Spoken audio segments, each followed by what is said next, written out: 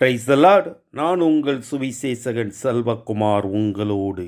இன்றைய குறுஞ்செய்தி, சோதனைகளை சகிக்கிற மனிதன் பாக்கியவான். சபை விசுவாசிகள் ஒவ்வொரு பேரும் இயேசுவின் போர் சேவகர்களாம்.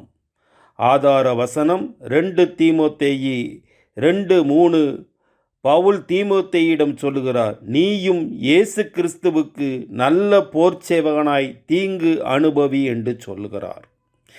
எபேசியர் 6:12 படி ஒவ்வொரு விசுவாசிக்கும் வானமண்டலத்து பொல்லாத ஆவிகளின் சேனைகளோடு போராட்டம் உண்டாம்.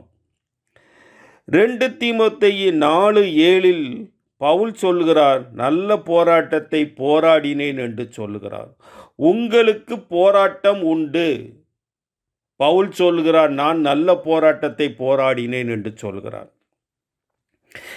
உங்களுக்கு யுத்த காலத்திலே ஒவ்வொரு யுத்த வீரனும் தன்னுடைய மக்களை காப்பாற்ற வேண்டும், தன்னுடைய ராஜா சொன்ன கட்டளையை நிறைவேற்ற வேண்டும், என்ன விலக்கரையம் கொடுத்தாவது முன்னோக்கி செல்ல வேண்டும், எதிரியோடு போராட வேண்டும், எதிரியை வீழ்த்த வேண்டும் என்ற நோக்கத்தில்தான் ஒவ்வொரு யுத்த வீரனும் தன்னுடைய எய்மாக வைத்திருப்பான்.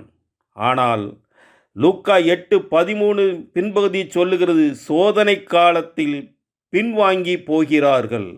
இன்று அநேக யுத்த வீரர்களாகிய விசுவாசிகள் தங்களுக்கு சிறிய உபத்திரவம் வந்துவிட்டாலே போதும் பின்வாங்கி போகிறார்கள். இயேசுவை விட்டு பின்வாங்கி சபையை விட்டு கிளம்பி விடுகிறார்கள். எந்த உபத்திரவம் வந்தாலும் சோதனைகளை சகிக்கிற மனுஷன் பாக்கியவான்.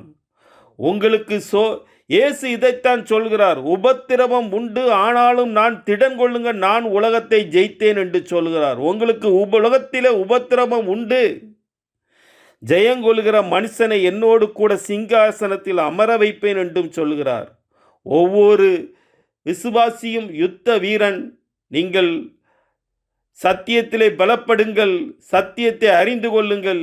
எதிரி உங்களோடு போராடி கொண்டு இருக்கின்றான். அவனை மேற்கொண்டு இயேசுவின் நாமத்தினாலே பரிசுத்தாவி நிறைவிலே அவனோடு யுத்தம் செய்து மேற்கொண்டு ஜெயத்தை எடுங்கள்.